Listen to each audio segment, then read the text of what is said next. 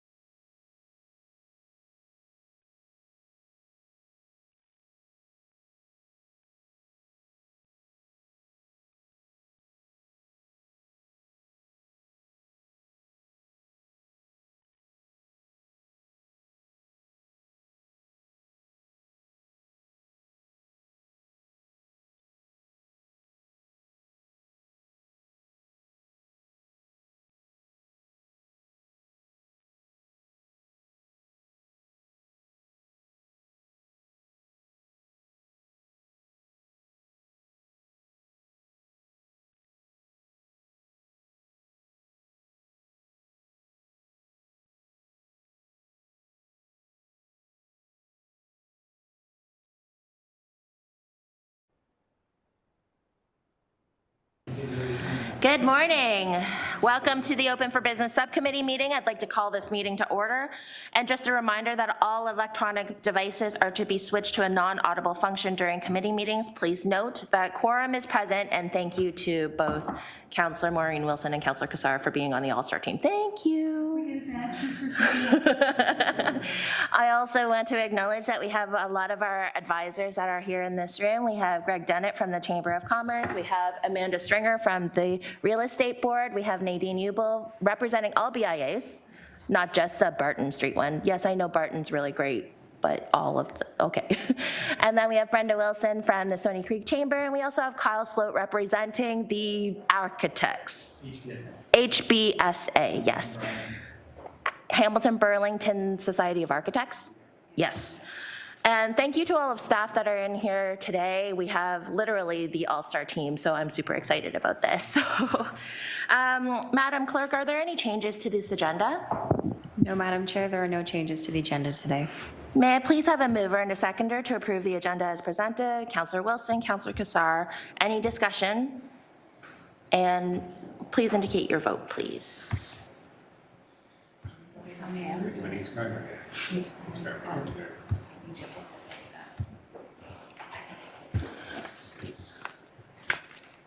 And I'm sure that carries. Yes, okay, wonderful, thank you.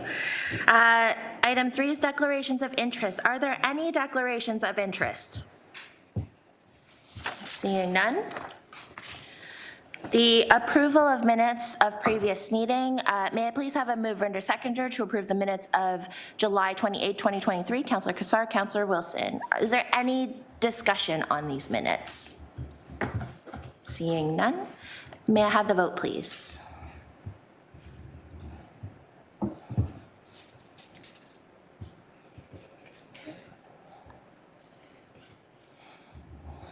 Thank you, and that carries.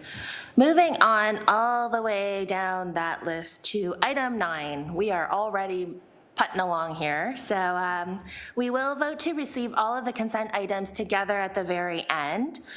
So may I have a mover and a seconder to put consent item 9.1 through 9.4 on the floor, please? Councillor Wilson, Councillor Cassar. And then So let's speak to 9.1, grading requirements for infill developments with 1 or 2 dwelling units, so PED 23230 citywide. Is it Chief Building Officer Alan Shaw? Are you the one doing this, or? I will introduce or set up the conversation. So this information report is a result of a request from this committee in regards to clarification of the grading policy. Just to provide some background, the grading policy has been in the works for a number of years. It was expedited because of the Bill 23 item in regards to the 10 and less units on site plan control. It is a living document. It is a policy that is utilized currently in the building division in regards to the requirements for grading.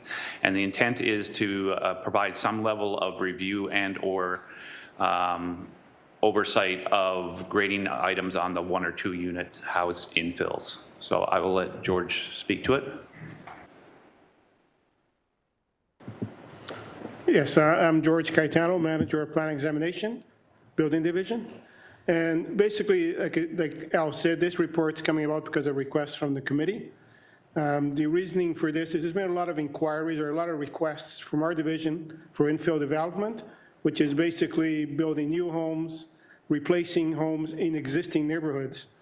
So in those conditions, there isn't any grading control prior to this policy.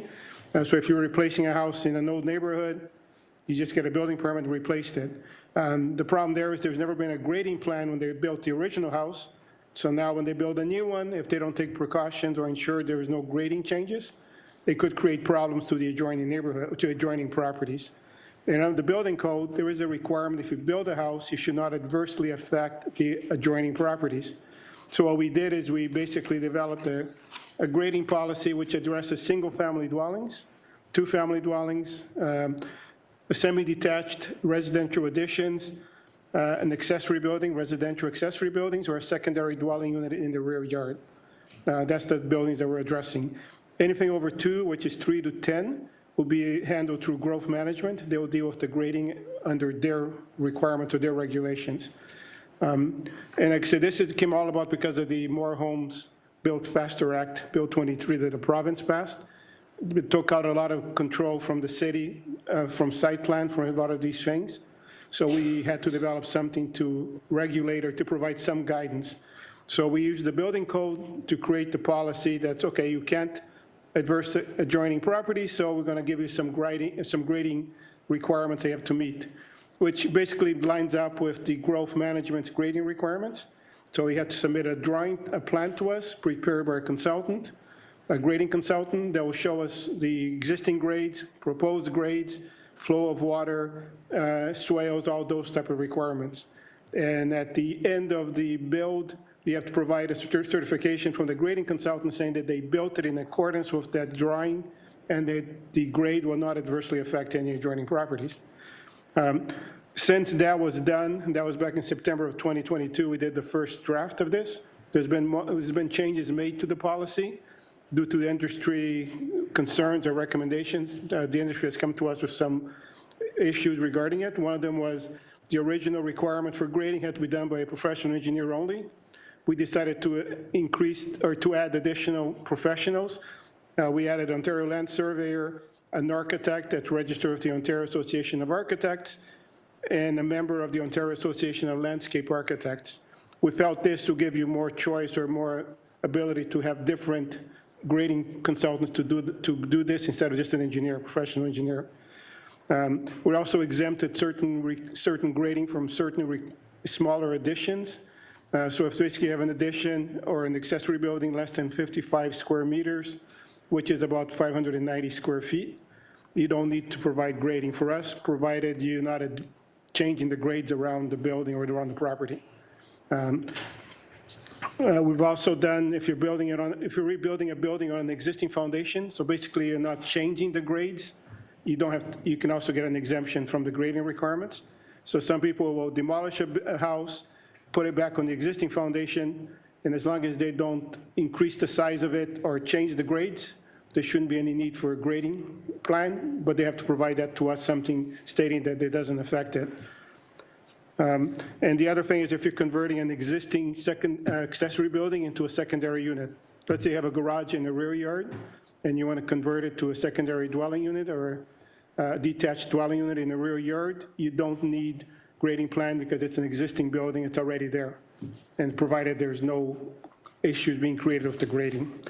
And this is something that's it's a best practice across the province. Toronto has this, Burlington has done the same. It's also out west, Saskatoon and Edmonton have done grading. It's across the country. Basically, it's because people need homes. They're utilizing existing neighborhoods to either replace existing buildings, subdivide buildings to make more lots. So it's creating a more of a concern from an infrastructure point of view, that if you're putting more homes, yes, you're creating more homes, but let's ensure that it's not creating issues for grading on the adjoining properties. And that's basically it. If there's any questions? Thank you, Manager Caetano. Are there any questions?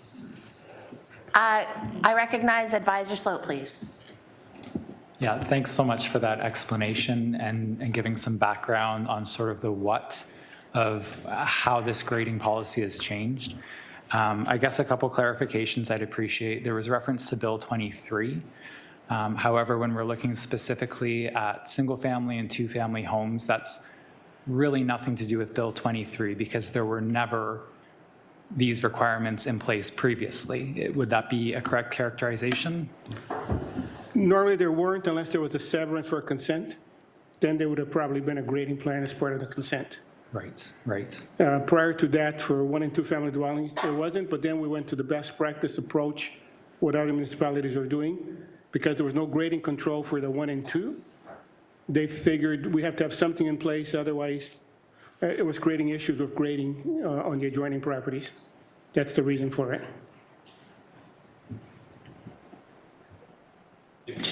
Mr. Sloat, any other questions? I do have some follow-up, but it looks like Mr. Shaw wanted to. If I may, I'd like to just clarify.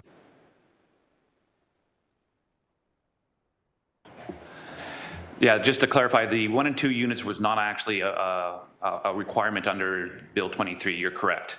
The fact is that the city had been working on a policy for 1 and 2 units for a number of years.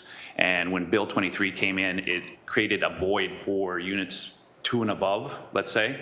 And that sort of escalated the conversation in regards to who's going to cover the 10 to 3 units in a very short time frame. And then in order to cover and make sure that we had protections to the community for development, there was discussions that we would then implement the 1 and 2 units, which had been in works for a number of years. So it's not a direct result of Bill 23, but it was brought forward in conjunction with Bill 23, I guess would be. Okay, no, I again appreciate the clarifications.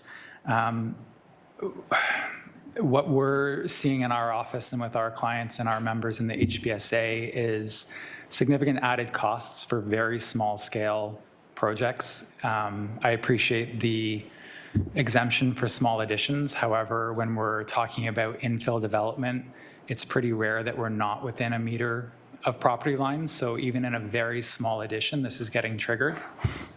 So we're seeing costs upwards of $10,000 added to some very, very small projects. And I'm just wondering if this was looked at through the lens of a housing affordability crisis, a situation where folks are trying to make use of their existing homes to age in place, have multi-generational family situations because they can't afford to move.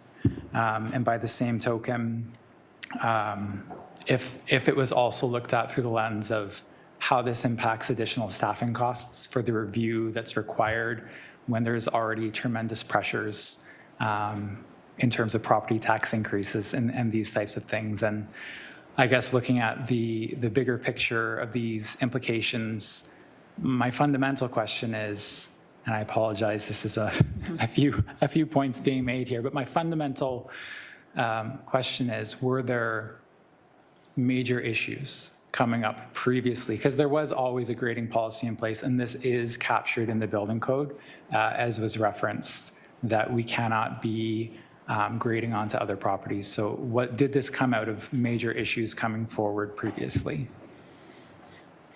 Maybe I can answer that. Yes, there were some issues in the past, and those issues maybe wasn't a lot higher number, but there was enough they created those issues, created multiple issues down the road, and they were very difficult to resolve once the building was built.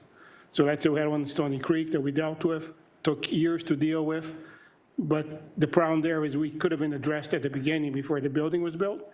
It would have resolved a lot of headaches or a lot of expense to both the neighbors and the owner of the property. We also, like Al said, this is not something new to the city. Toronto started this in 2018, and that's where we followed the example from, because they had the same type of issues. The problem with existing infill is that there was never grading taken into account when they built those older neighborhoods. So Toronto had the same concern, and they had examples more than us because they had more infill, where if there was no control, the building code does have it, but the problem there, the building code doesn't require a grading plan to be submitted. It just says you have to take it into account, and that's what we've done. In terms of review time, we don't actually review the plan, we'll leave it up to the grading consultant. It's not like we're approving the grading. The grading consultant has to take that into consideration. They're the professionals. We're leaving it up to them to ensure. It's like certifying a building at the end by an engineer.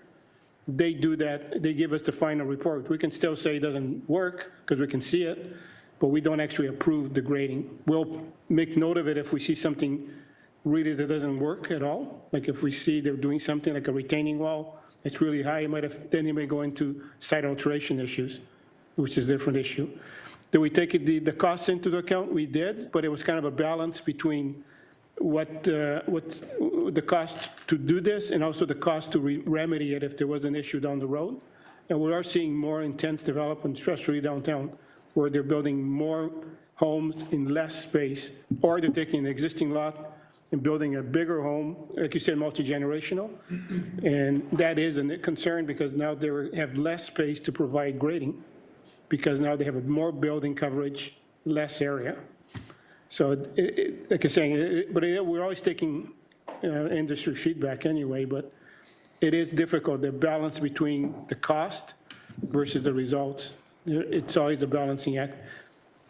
But that's not costing us much more because we're not increasing our permit fees because of that. Let's put it that way. Thank you, Manager Caetano. I recognize CBO Shaw, please. Yeah, we're going to tag team this issue, I guess, a little bit today. I apologize. I think the important part is that we've had a number of significant events in regards to claims and so on, where the dollar figure for the overall price has been increased. I will acknowledge the fact you're having to get additional professional review. The fact is that we've increased the number of people that can do that review in an effort to try to reduce the cost. We've exempted buildings that are a significant or a certain distance away from property lines.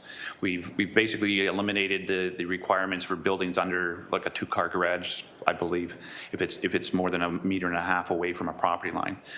So we've made as many exemptions as we can. As I said, this is a living document, so we've listened to the industry. We heard those initial issues and we've reacted to them. The reality is that, and just to build on what George indicated, although we don't do a thorough review, the intent of the policy is to make sure that somebody who has a design experience in grading has had regard for the grading issues on site. So it's a bit of a hands-off approach in the fact that we just want to make sure that somebody who's qualified has looked at the site and said there's going to be issues or there's not going to be issues. And that provides protection to both the city, the neighbors, and the actual person building, because if there is an issue down the road, we can call upon that designer to say, justify your reviews and your approvals. So. Thank you, CBO Shaw. Any other questions, Advisor Slope? Thank you. Any other questions to this? Councillor Kassar, please. Thank you. Through you, Chair, just a question about the delineation between 1 to 2 dwelling units being handled here with building and then 3 to 10 with growth management. Since the mandate of this subcommittee is to make things simpler, easier, I think clearer, I'm just curious, is there any perceived or risk of confusion for anyone who might be building in 1 to 2 and sometimes 3 or more? Does this create confusion out there in the city because there's differences in the policy or process? Or if you get the gist of what I'm saying, is this making anything confusing? Thank you. I'll recognize CBO Shaw first. So I think there's always a chance when you bring in a new policy that there is confusion. I think in the industry, we have the ability to adjust very quickly. The people in the industry get on the bandwagon. They understand when changes come through very quickly. So there's an initial period where there's maybe confusion can occur, but that's relatively short period of time.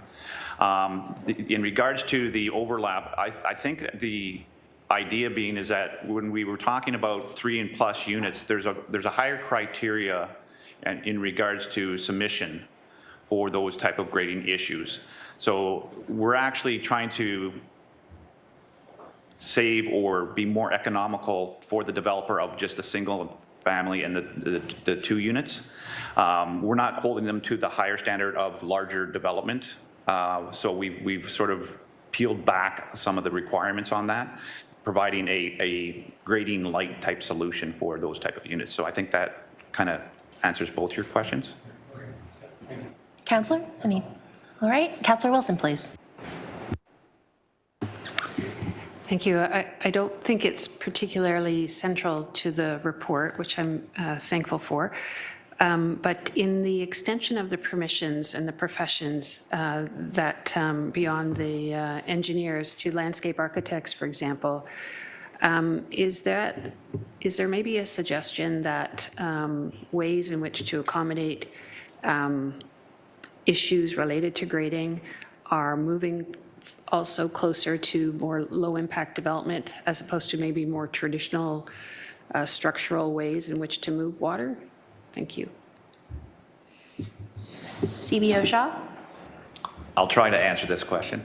I think in regards to where the grading is brought in, the type and the methods to mitigate drainage issues are left to the design professional. So I think there's opportunity for low impact development in the design. We're not over-regulating the design. We're just having regard to the fact that an individual who's qualified has that review. So I think that. Councillor? So I guess the heart of my question was, is there any role for the municipality in affecting or influencing that design? Do we have any jurisdiction that would try to encourage the outcome in a way that is maybe less than traditional and more in terms of low impact? So through to the councillor, we're very limited under the Building Code Act, as you're aware, or may be aware, in regards to the fact of being able to ask for extras. In regards to the drainage, there's basically two code requirements. One, it has to drain away from the building that you're constructing. Number two, it can't adversely affect the neighbors. In regards to low impact development, I think that's more of a planning issue in regards to the ability to regulate through the zoning bylaw, and maybe I would ask Anita or Steve to respond in regards to the ability to address those type of issues under the zoning. But under the Building Code Act, you're very restricted in regards to what you can and can't ask for. Director, actually, is it Director Chief Planning Officer.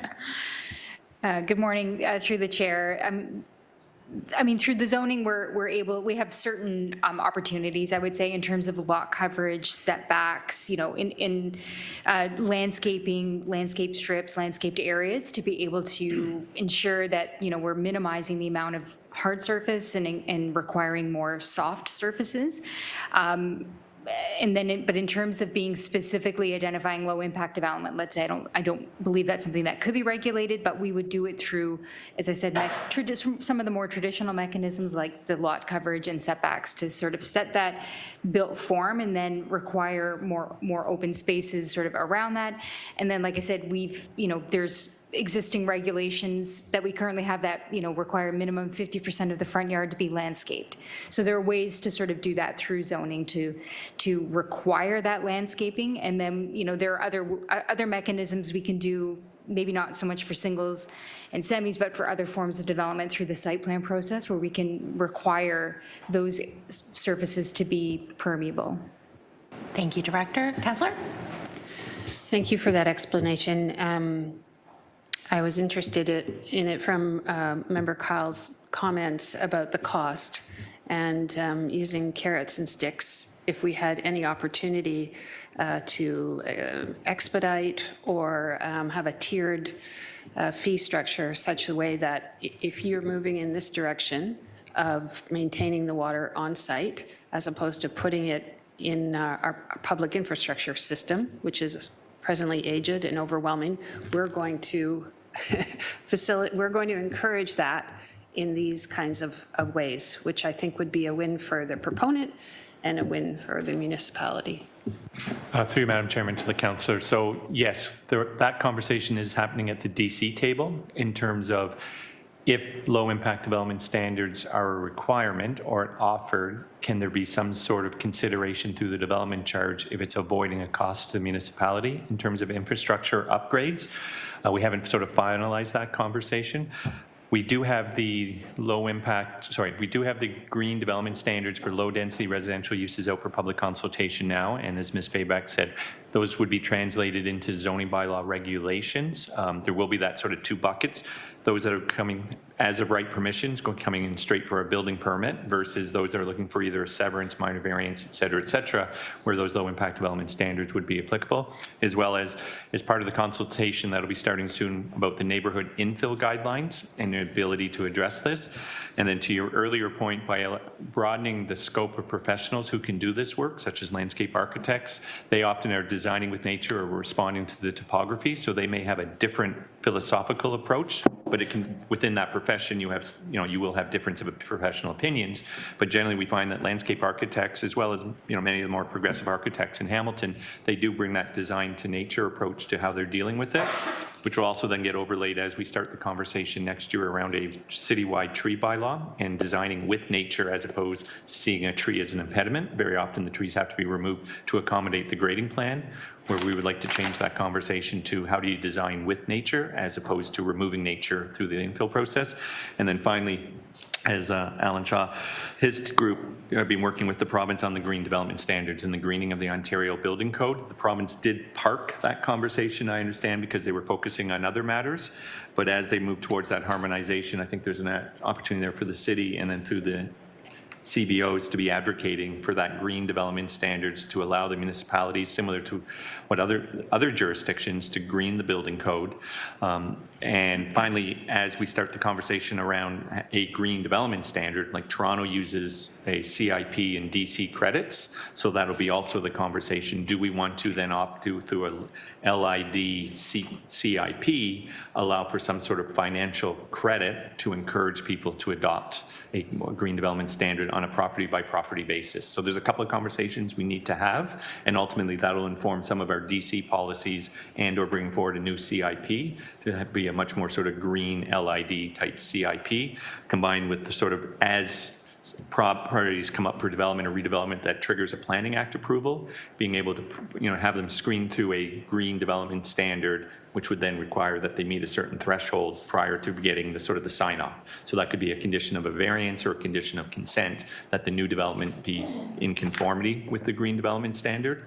Oh, and finally too, as Ms. Fabak said, is through applying that green development standard into any zoning bylaw. So we're trying to make it a design-based exercise. So as the zoning is coming forward, it will be incorporated into it, because we are seeing overdevelopment of sites, and it's trying to get a better balance, right? So as we've discussed at Planning Committee about ensuring that LID measures are permitted or in some case mandated through whether a combination of lot coverage and then how we treat surface areas. But that would only apply to those cases requiring a Planning Act approval. And in the meantime, we're dealing with this through the as-of-right zoning that the building division has put in place. Long answer, because there's a lot of things that we're working on trying to resolve. Thank you.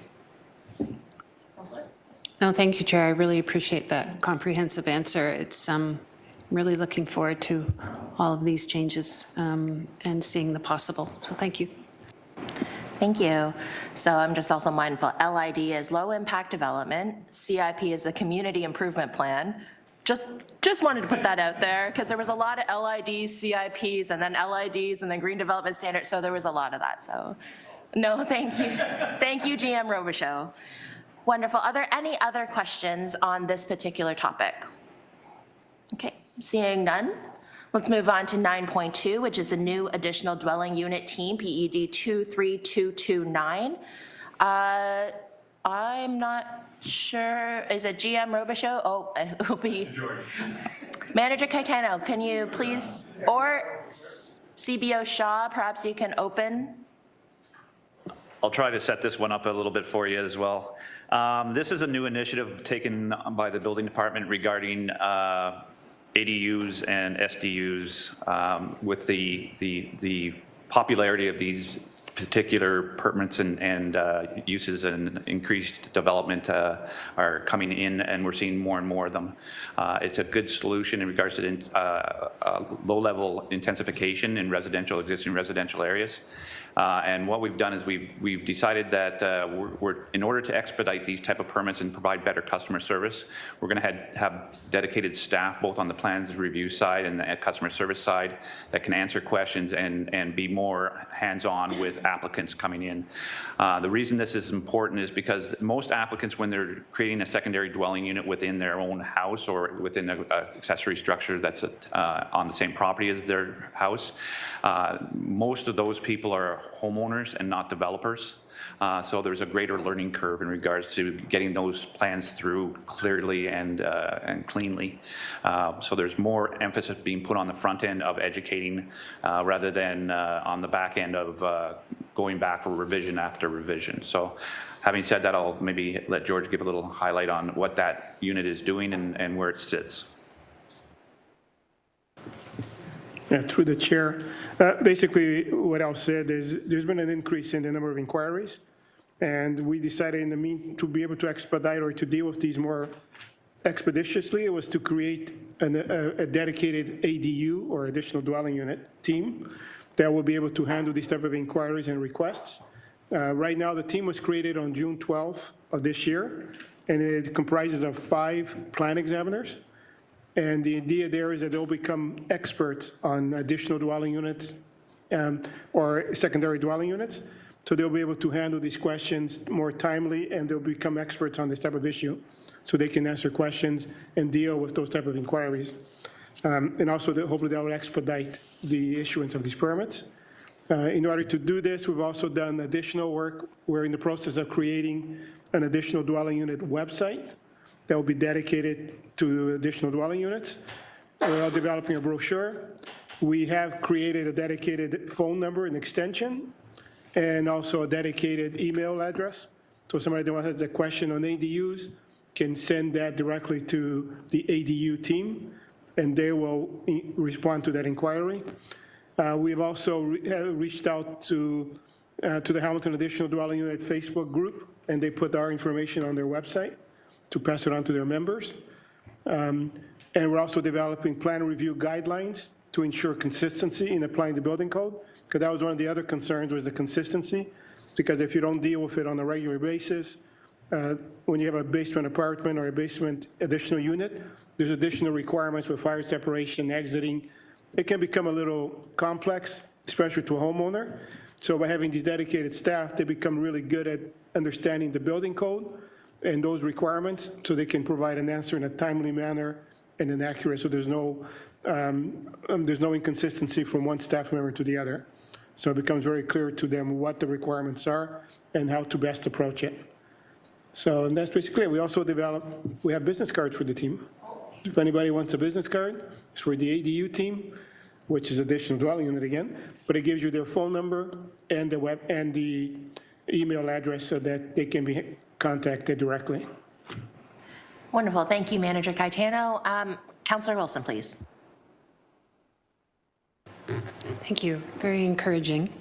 I'm wondering if you could speak to the statement of need, which is embedded in your report, that you're seeing an uptick. I'm wondering if you could unpack that, if you have any report you could provide us on volume, and if you're able to also shine any light on,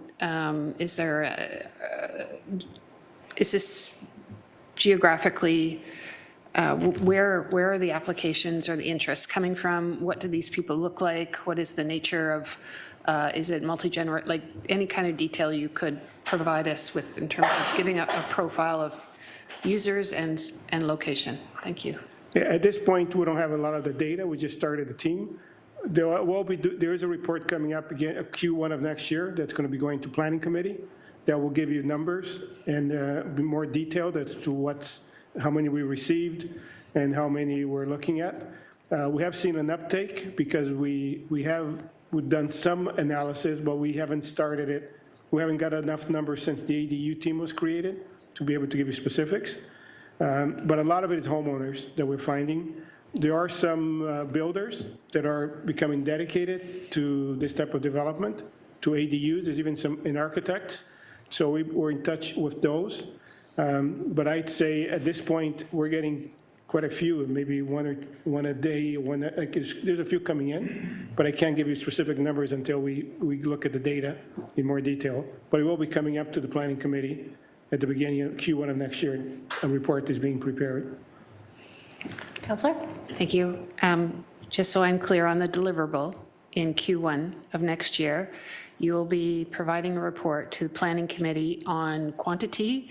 You'll be providing a report on any geographic profile of where this is happening, and kind of any qualitative or purchase or identification on what is it telling us in terms of who's doing it, and will that be a frequent report? Or Well, unless, periodical? CBO Shaw? Through the chair. I have no problem adding that information to the report. The report originally was brought forward by a motion of council in regards to looking at the possibility of providing pre-approved plans. I think the ADU area or segment is developing rather quickly in Ontario. We've got ongoing conversations with a number of groups, including the Ministry of Municipal Affairs and Housing. So I think it'll be a fairly full report. We'll provide statistical information. We can provide ward information in regards to how the permits are coming from. That would not be a problem. Councillor? Thank you. Through the chair, I think Chief Building Officer just answered my next question. That motion was May of this year, and I was the author, and I was pleased to see it go through. So you're stating that that report's on track to be coming back in Q1 of this year, and you'll be able to answer it in it, or next year? And you're going to be able to answer all parts of the motion at that point? We're detailing the report to respond to the initial motion. We can add additional information to that in regards to numbers and dollar figures and fees and so on. So we can get into some details if council wants. Thank you very much. And my apologies to my members. What I can do is I'll just reflip that motion to the clerks, and perhaps they can cascade it accordingly. Thank you. All right, thank you.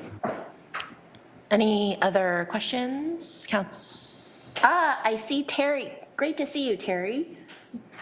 Terry, would you like to ask any questions, Advisor Johns?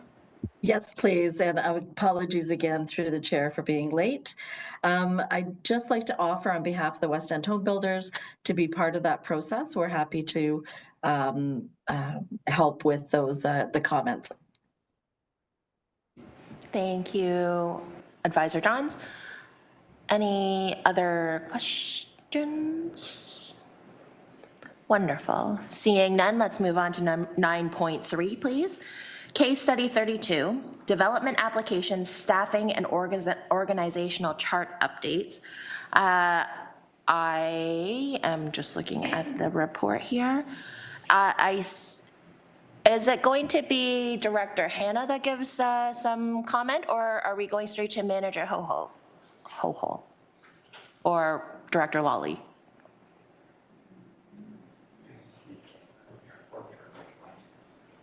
Director Fayback.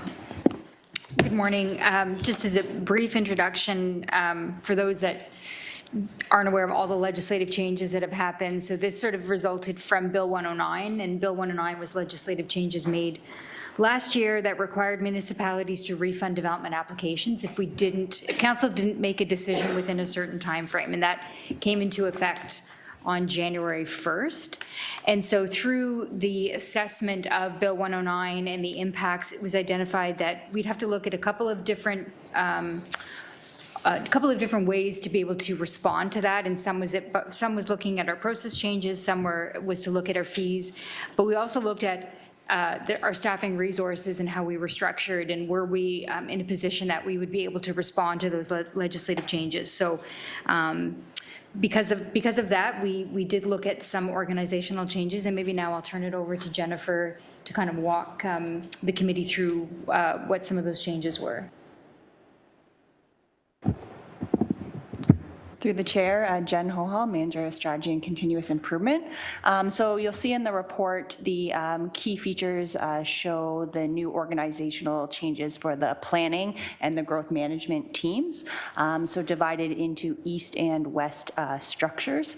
As well, we have Ken Coit here and his team, their new structure with planning a site manager, as well as a heritage focus and some of their GIS work. So if you have any questions on the actual structure, who's doing what, we're happy to answer. I know Binu is the Director of Growth Management, is also on the call if you have any questions about growth management specifically, and we have planning staff in the room.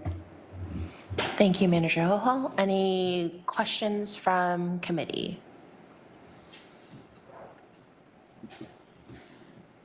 All right. Councillor Kassar, please. Yeah, thank you. Just one question. Read the report, understand it, makes sense. My question is just around natural heritage. Those are focused clearly on development and urban design. I didn't see anything about natural heritage, and from my interactions over the past 11 months, that's been a constraint, Chair. And one, I guess, two-part question. One, is that in fact correct? And two, do the legislative changes put additional pressure on that role? And is there any steps being taken to improve capacity there if required? So I believe that would be to whoever wants to handle it. Director Coit is coming.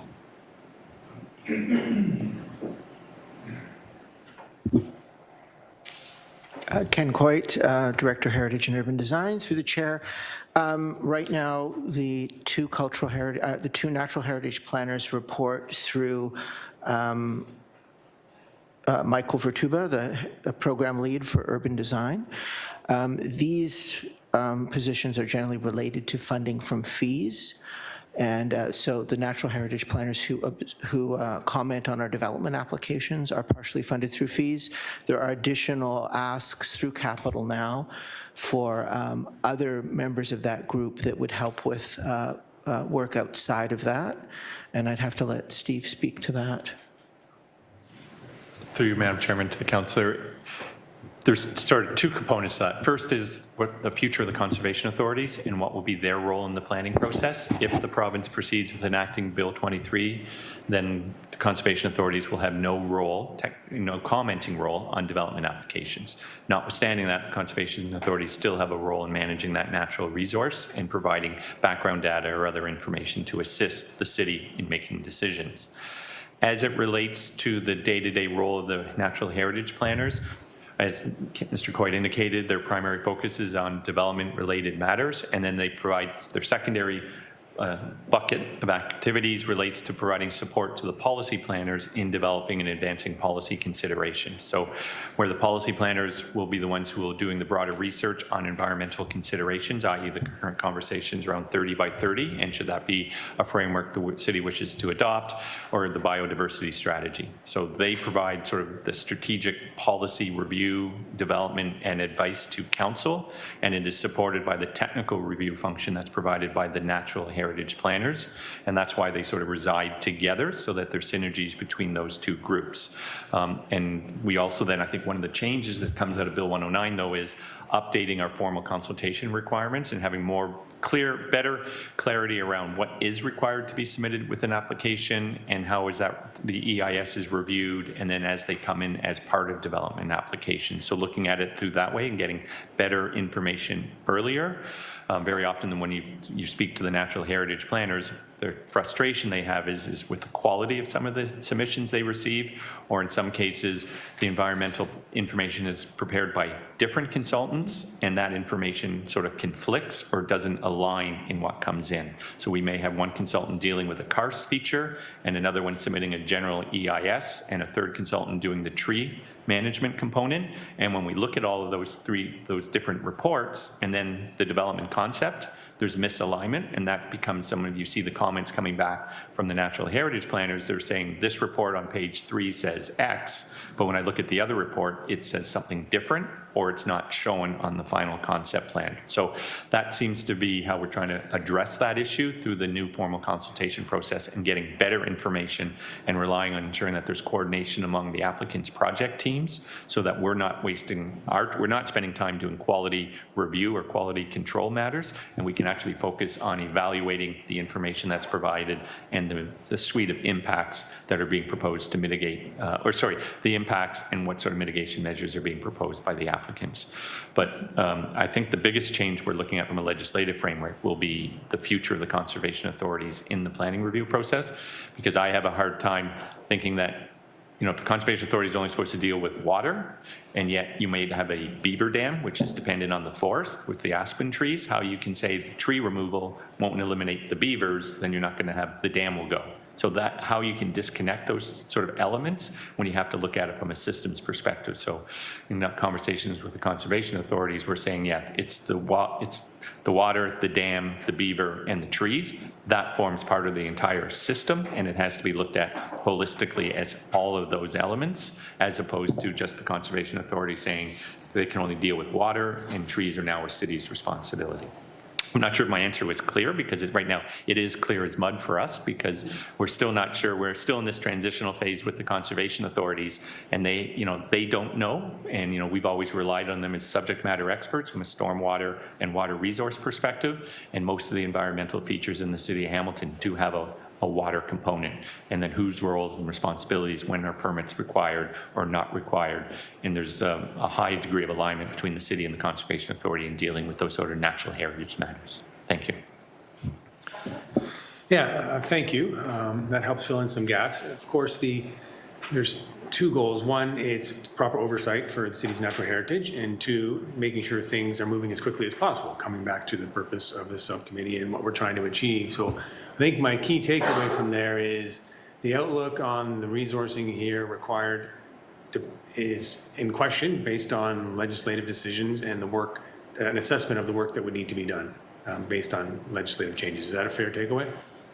That is correct. And I should have mentioned too earlier, when council adopted the organizational changes, they did give the general manager the authority to hire additional resources as required, provided that they are funded through development application fees. So if we get into a situation because of the Bill 109 timeframes of 90 and 120 days to make a decision, if we're finding that we are needing additional resources, we do have that opportunity to hire additional natural heritage staff. We did that in the cultural team because of the changes on the Heritage Act. We brought in 2 additional heritage planners to assist the 2 staff we did have in complement, plus a team leader. That is what we've been talking about. Ken and myself have been having that conversation with the natural heritage staff planners, looking at their workload and trying to determine, do we need 2 more, senior natural heritage planners? Do we need another team leader to assist? Do we need some technicians? As we've been sort of monitoring their workload and looking at what would be the best fit, we are in a bit of a slowdown in terms of the volume of activities right now, but just trying to sort of forecast into future needs, and at that appropriate time, using that delegated authority to start the recruitment process for additional staff if required and when required. And then the other sort of resource to help assist them is we've been having a conversation about Waterloo co-op students or other co-op students, often to field a lot of the inquiries or do some of the research, to give them that additional resource so that they can primarily focus on their key activities. As often they get people are asking for a copy of an EIS or other background information. So again, trying to take away sort of those non-core day-to-day activities in order that they can focus on what's important. And then finally, too, through the update to the terms of reference for all the studies and submissions, making it very clear what the city's minimum standards are. And if they're not meeting those standards, then we will just have to reject the application as being premature based on natural heritage considerations. Thank you. Okay. Yeah. Thank you, Chair. Thank you. Any other questions on this particular topic? All right. Let's move on to item 9.4, the development agreement surety bonds. So case study 29, FCS 23107. Perhaps Superintendent Gillies is going to be speaking to this.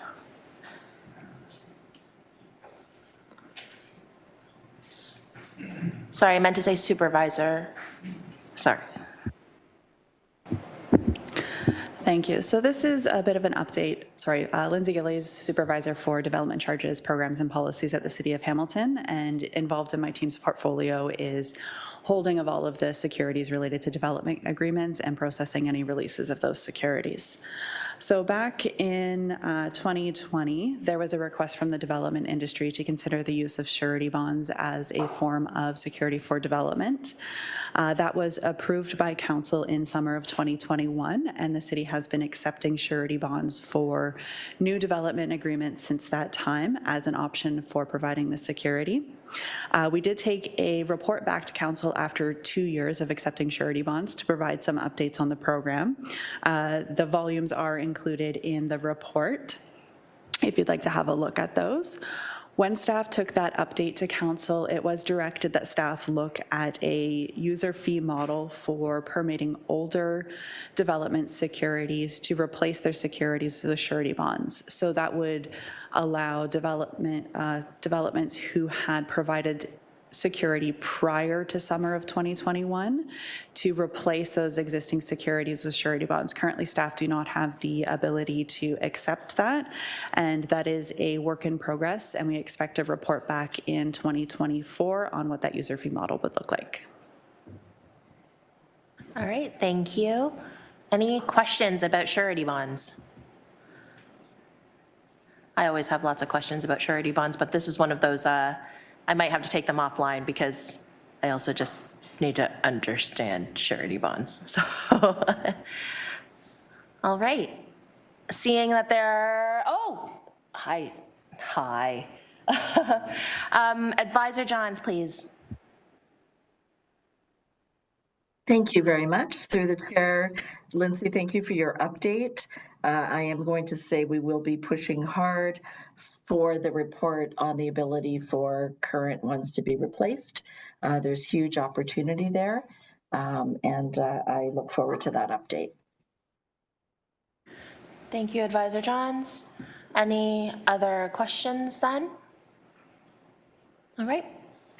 Seeing none, we already have a mover and a seconder, so may I have the vote to receive the consent items 9.1 through 9.4? Please indicate your vote now.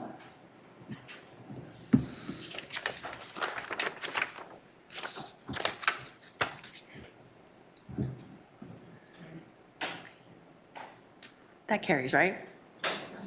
Oh. And now it carries. Okay, thank you so much. Moving on to discussion items. So thank you all for staff for all of your presentations. So discussion items, open for business subcommittee terms of reference, and this was deferred from July 28, 2023. May I please have a mover and a seconder to put item 10.1 on the floor? Councillor Cassar, Councillor Wilson. I wanted to thank all of the advisors for their comments back to me because I had sent a note to everyone asking for your feedback on the terms of reference. So I did receive several comments back. For the most part, everyone was really quite aligned with the existing terms of reference, but perhaps one item that I do think that we need to get out of the way is that the Hamilton Halton Home Builders Association is no longer, and now they are the new West End Home Builders. So I definitely think that Advisor Johns will be good for that change. So that'll be an edit change, clerk? Yes, through the chair, that'll be a clerical change. Clerical change, okay. But I thought that we could open up for discussion in terms of some of the comments back and also in terms of what we can feasibly do moving forward. So perhaps Advisor Johns, I wonder if you can give us a quick overview of your comments on the terms of reference, just for open discussion here.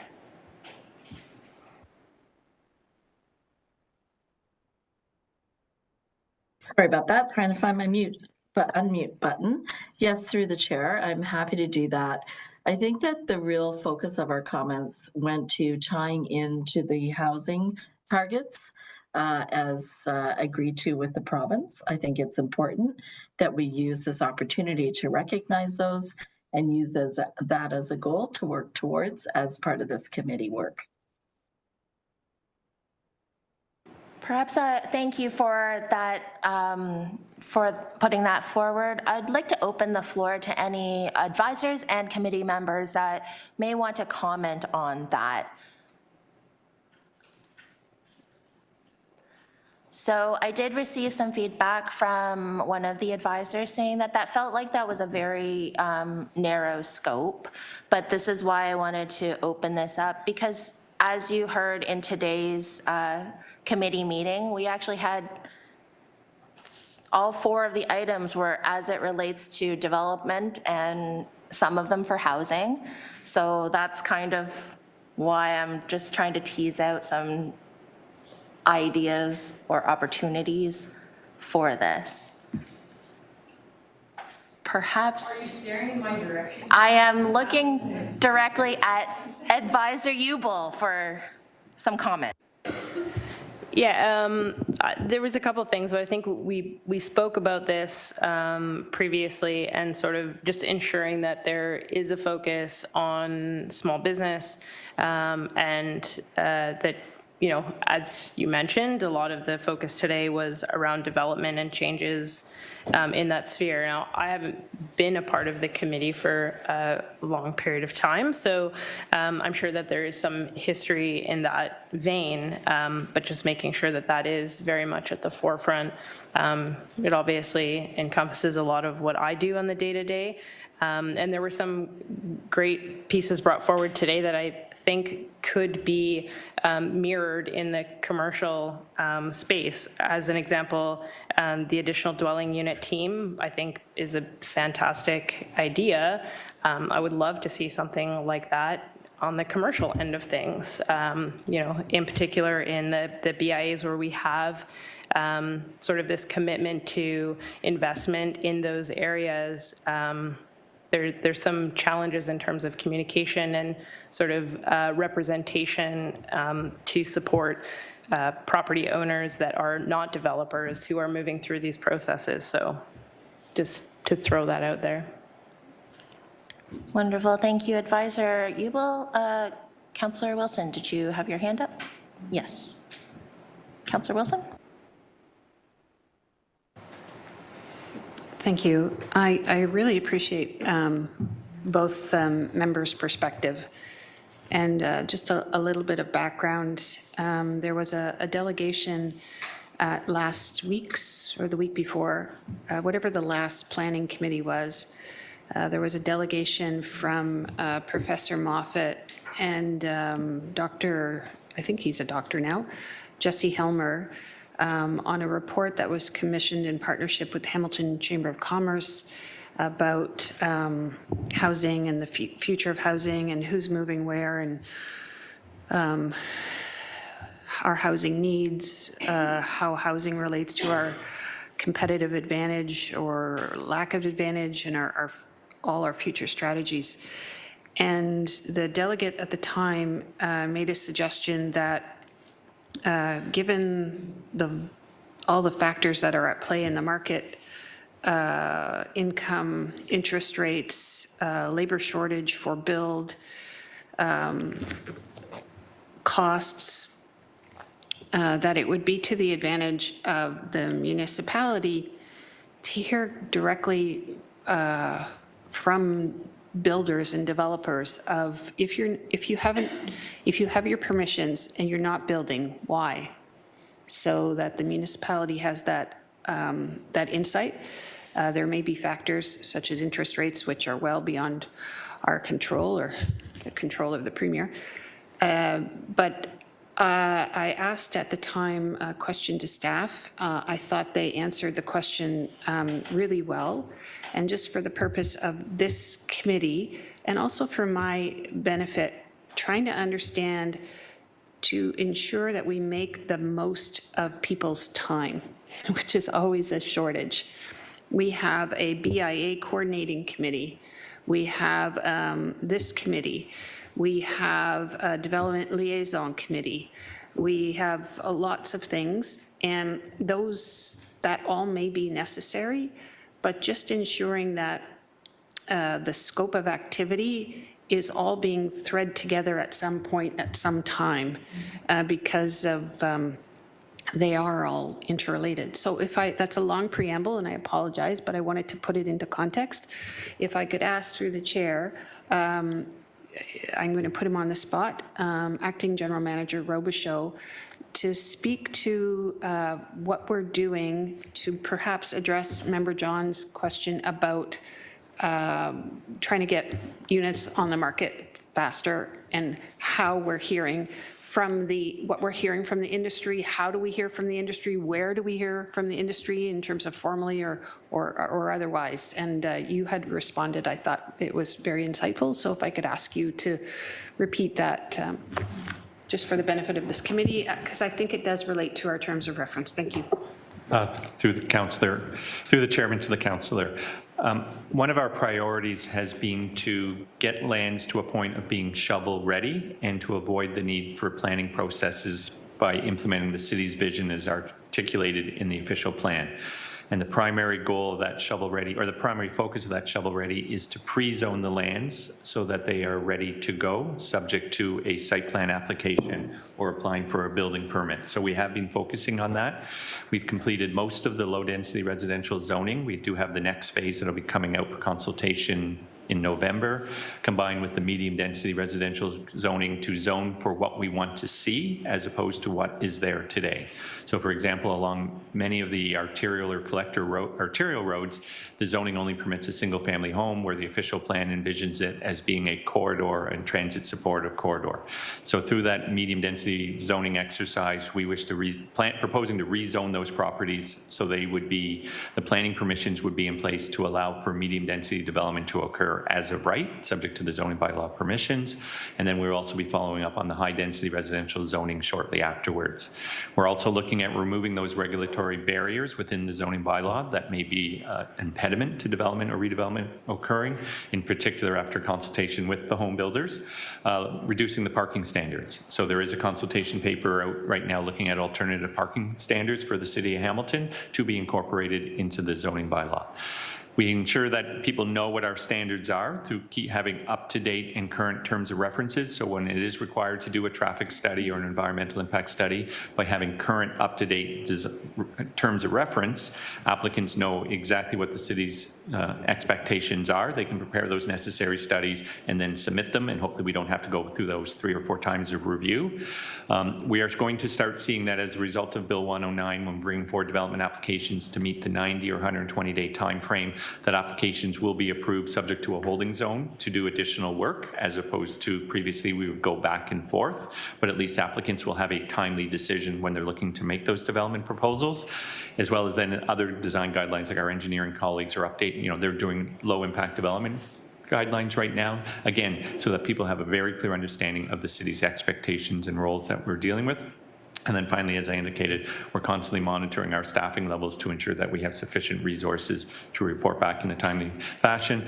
And then the last consideration is Rob Lally and his team take the lead on the monthly reporting to the province, which we now have to do as part of that regulation to show how we're doing relative to those provincial benchmarks and performance standards. So again, trying to remove those regulatory barriers, delivering a timely service, and then reporting on how much we are doing. We still have to ensure that what we are doing is what is the quality, sort of, not just quantity in terms of development approvals, but that is also the other focus that we're working on through the clear guidelines and expectations and maintaining up-to-date and current official plan policies and then following through with the zoning bylaw.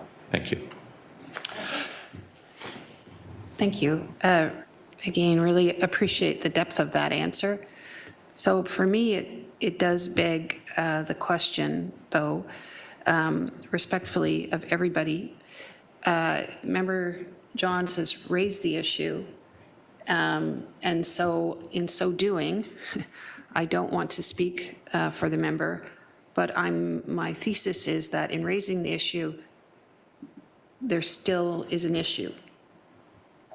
And so I would really like her to speak to that issue. If I could, Chair, I'm very appreciative of the comment from the BIA representative, the Barton BIA representative, because that also would be personally my predisposition in that housing has to be part of our economic plan, but small business has to be foremost in the mind of, in my opinion, this committee, and what are any impediments to supporting local entrepreneurs, local business owners, and their efforts to thrive and to be sustainable. And again, I don't know. I'd like to have a discussion on how this committee don't want to add to people's workloads, both volunteers and staff, but how this committee fits in, because I'm still not quite clear. Thank you. Excellent. Excellent questions. Thank you, Councillor. So I think I think you, at one point you did reference Member Johns. So perhaps I'll ask Member Johns first before I go to Member Dunnett. So Advisor Johns, please. Thank you. Through the chair, I'm happy to add to my suggestion. I think I'd like to start by saying, since the original terms of this committee were done, we now have had a number set to what the target is for residential units. So the thinking was simply to put that into writing. To Mr. Robichaud's points, in addition to that, there's been major changes on how the planning process is working, which supports the provision of those housing. I just want to make sure that we're not losing sight of to continually keep looking at the process and to improve it.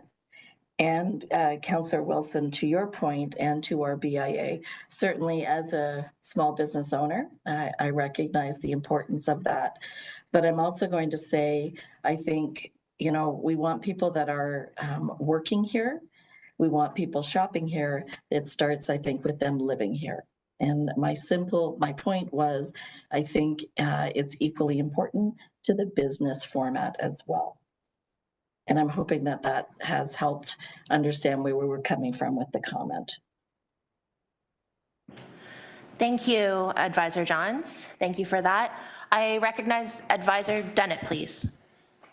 I'll just start by, you know, as if it's not the #1 issue of our business community, it is definitely in the top 3 is talent retention. And so I'm glad to talk about housing as much as we need to, because building housing faster is imperative if we are going to. Timing is fortuitous sometimes. Yesterday I had a luncheon with someone who's been involved with the chamber for a long time, and they said, well, what about that roundtable you guys did with the Open for Business Committee when it started as to how it would help support? And that happened on December 11th, 2015, so much before my time, and I imagine much before the timing of most of the people on this committee. Perhaps, and at risk of my staff being very angry at me, perhaps the right thing to do here is to bring together a roundtable to identify what the needs of the small business community are. And I think I can probably gladly look at our organization working with the other chambers and the BIAs to identify what those small business communities, and if we can bring the right people to the table, I think it'd probably be beneficial for all of us to advance this, because I think that was specifically as this was being launched, that is how this was developed, and it created some guidelines for where we go. And with the transitions we've seen in our community, and as we've just talked about how the housing needs are changing, that's going to change how our neighborhoods look and operate. So for all those reasons, it might be beneficial for the group. And so I'll put ourselves forward to execute that if it is something the group would like to see. Thank you, Advisor Dunnett. Councillor Cassar, please. Thanks, Chair. Yeah, just building on the comments we've heard so far, and specifically to the inclusion of housing in the terms of reference. I mean, absolutely, everyone agrees housing is the #1 priority. That's not debatable. The council has made that very public, and we've committed to a number. When I'm thinking in perspective of this committee, and I read the mandate, you know, I think the mandate is satisfactory and covers what we're trying to achieve, and it's about the processes supporting the city's larger initiatives and goals and targets, whether they be housing, residential development, or business. So, you know, just directly, I don't think that we need to be replicating city goals within terms of reference, because we already know what they are. And this needs to facilitate what we're trying to achieve, and I think it gets, you know, cloudy or a little muddy if we're trying to put those specifics in here as well. So as long as this is written to support what we're trying to achieve, whether it's residential or whatever may come out of a potential roundtable, that's what I think we should have in here. So it gives us the direction and the focus on how to support those bigger things. So I'll just leave it there. Thank you, Councillor Cassar.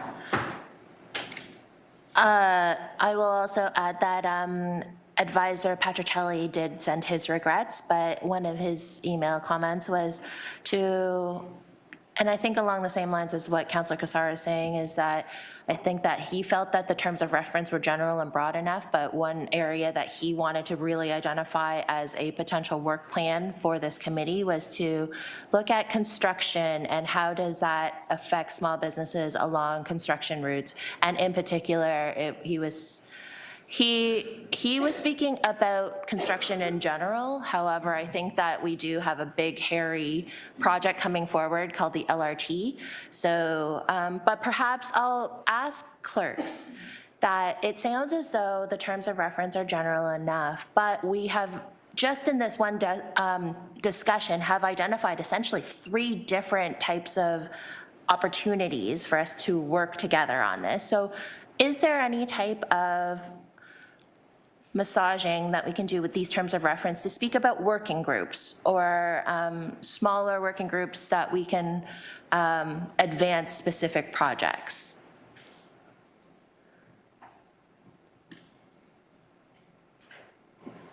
Through the chair, you could explore that option of adding a working group to the terms of reference if the committee, that was the will of the committee, or you could put forward a motion with respect to striking a working group if that was also the will of committee to execute some of those ideas and capture sort of what you were going off of earlier, that conversation. So clerk, would that be one working group or we could talk about multiple working groups? Through the chair, you could talk about multiple working groups if that was the will of committee, or task-specific to capture those, I think, 3 big ideas with what you were saying earlier. Right, and again, some more clarification. Working groups doesn't necessarily mean that we absolutely need to have each committee member, because there's only 3 committee members, but we have multiple advisors and... Through the chair, so that would be correct, but we would require 1 committee member on the each working group. Okay. But you can't constitute quorum of this committee, which would be 2. So we can't have 2 committee members on any one working group? That's correct. And then are we able to bring in external to this group? So for example, Nadine's only one committee member here, but she also represents a bunch of different BIAs. So is there an opportunity to bring in external? If that is the will of the committee, yes, you could. And then again, let me just clarify, do we absolutely need to put them into our terms of reference, or is that something that we can just adopt terms of reference today and then as action plans or working plans, we can just move forward? Yes, so that would be my suggestion. If you would, you could strike your working group today with your membership, have a general mandate, and then perhaps it would be wise to direct them back to report with a work plan. If that makes sense. But we don't have to add it to the terms of reference, though? No, not today. Okay, wonderful. So is that clear to all of committee then, that if we're all okay with adopting the existing terms of reference, but it sounds as though we have a lot of work to do, so working groups after we adopt the terms of reference then. So we already have a mover and a seconder. Sorry, let me just ask, are there any other comments to the existing terms of reference? Advisor Wilson, please.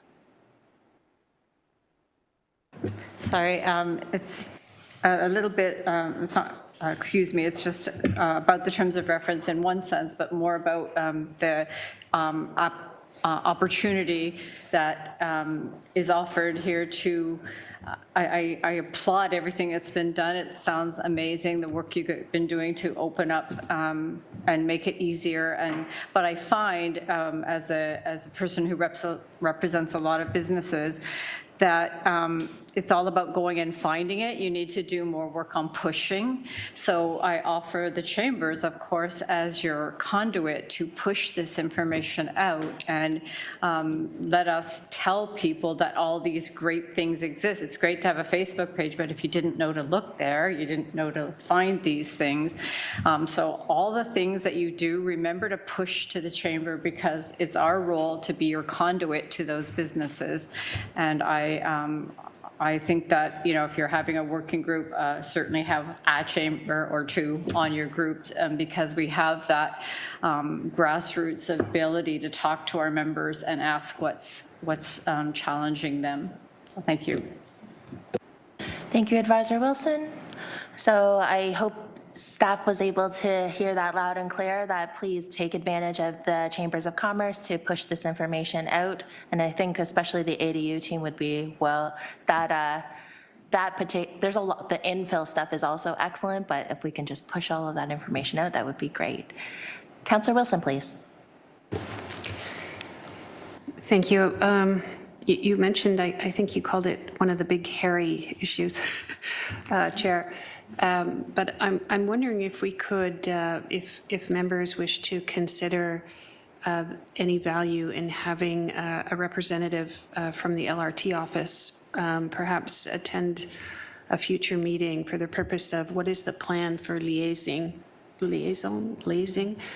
with businesses once construction begins. And I'll put that for members' consideration. Wonderful. That is an excellent recommendation. Perhaps a quick little hands up of whether we should have an LRT person. No? That's a motion. That's a motion. Oh. Staff direction to report back. To report back to have an, sorry, clerk, please. Sorry to interrupt, Tamara Bates, Legislative Coordinator, through the chair. If a councillor wanted to put a motion on the floor to have staff, LRT staff report back to the committee on how they're for information on how they're planning to liaise with the small businesses once the construction started, that would probably be the best way to do that. Okay, thank you. Councillor, is it your intention to just have a report back or to have them sit on this committee? I have enjoyed today, but sensitive to, the city has been presenting information reports, all valuable, to committee members, and there hasn't been an expressed opportunity for members to identify issues. And I thought I heard both from yourself and also a previous meeting, and I did see Member John nod her head in agreement about the construction plan, that it is an issue.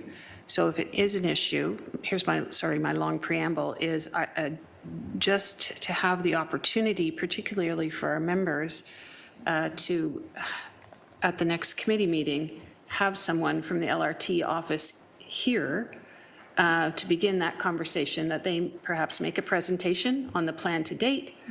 Members can ask questions, and any identified worries, issues, needs could be tabled at that time, and we could go from there. Thank you. Thank you, Councillor. So that is still, I think, just to clarify for clerks, that's still a motion to have them come forward then. So Councillor Wilson will move that we bring LRT team, and Councillor Cassar will second, to the next Open for Business subcommittee to have a presentation on essentially the communications plan for small businesses. Clerk Wayland, how are we doing there? Good, just let me input the vote. Sure, okay. So we're good we don't need to see it then? We're okay with just voting?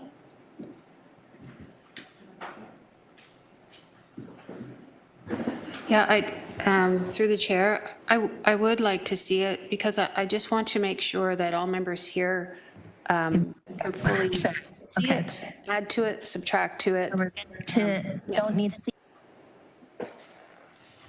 Time delay.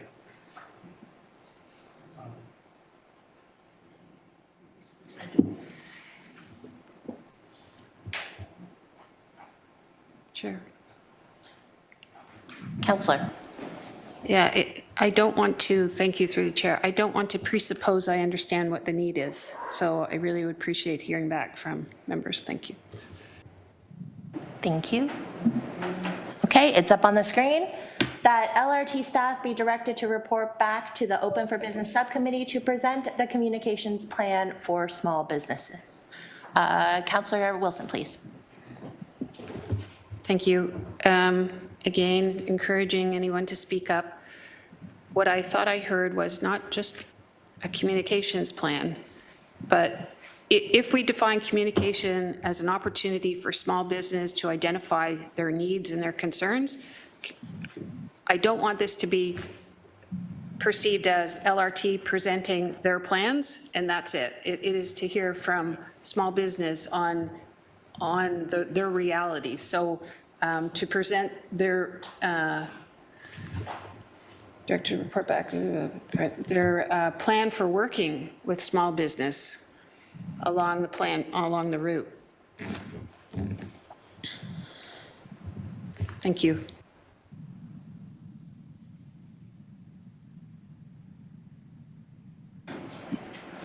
Advisor Dennett, did you have something that you wanted to add to? Yeah, through the chair, I can probably just add a little bit of context. I know prior to my tenure, we did the LRT Ready program, and we have had talks with Metrolinx about doing so again to help support the business community and work through it. So I think that this will be helpful in terms of moving that along, so I support it. Yeah. Thank you, Advisor Dennett. Okay. So looking to the rest of committee, any other comments on this particular? Advisor Dennett, please. I might even go with leading up to and during construction, just because that need for communication to our business community surrounding timelines is just as important. The ability to plan, to risk mitigate is imperative.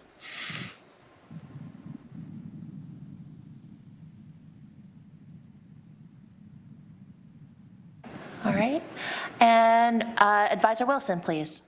Could I just add, not just along the LRT corridor, but including the terminal points, because the terminal point will end up in Stony Creek, and we have a big, we have a big thought on that.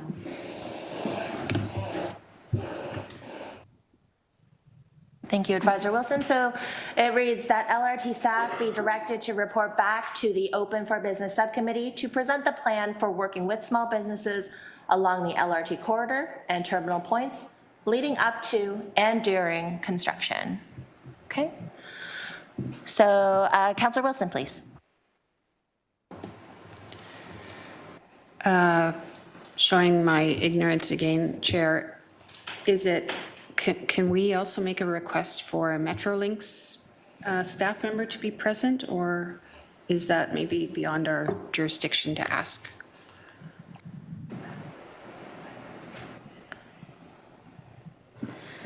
Through the chair, if I may, you could ask them to submit a delegation request to the committee.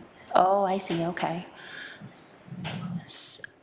So what we can do is keep LRT staff for now, and we can ask Metrolinx to delegate to along with this next committee meeting. Okay. All right. Thank you. It's been moved and seconded. May I have a vote, please?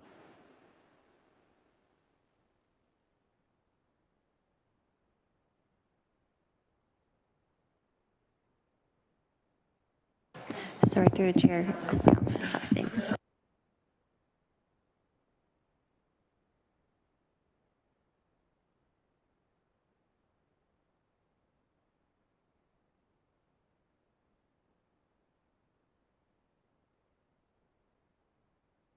Okay, and that carries 3-0. Thank you. There is still the question of striking a working group, because now we have put forward that we'll be receiving information from the LRT team. Is committee interested in striking a potential couple of working groups or one working group? Or we can leave that for ideas to chew and ponder on, and then we can also put that on the next agenda to speak about it at next meeting. So I'm just getting a bit of a temperature check from all of committee. I see Advisor Johns, please. Thank you.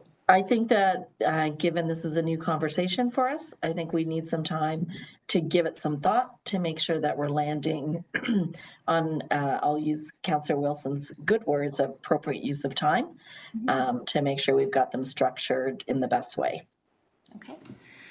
All right, thank you. So any other comments to that particular last point at all? What's committees, everybody okay with potentially putting this on the next agenda? And we'll take a little time to think about it. I'm seeing some nods around the table. Do I need to put forward a motion for that, or is that something that we can just add to the minutes, so then that way we can start thinking about that? Clerk, I'm really causing you a lot of consternation today, so.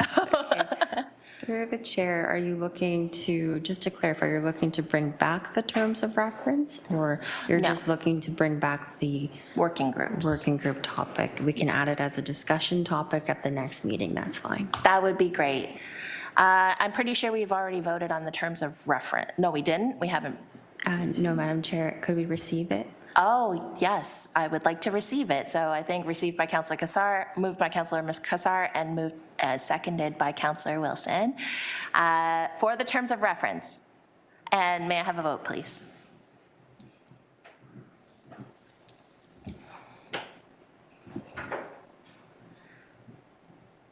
Okay. And that carries 3-0. Thank you. So I think we've got a lot of work between now and next meeting, but the next agenda item is adjournment. So may I have a mover and a seconder to adjourn, please? Councillor Cassar, maybe Councillor Wilson? Yes. All right. May I have the vote, please?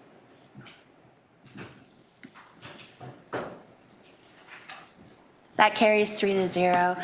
Thank you all. Thank you to our advisors. Thank you to staff for being here. We got a lot of great work that we're going to look forward to, so I'm really excited about that. Thank you to Advisor Johns. Have a great rest of your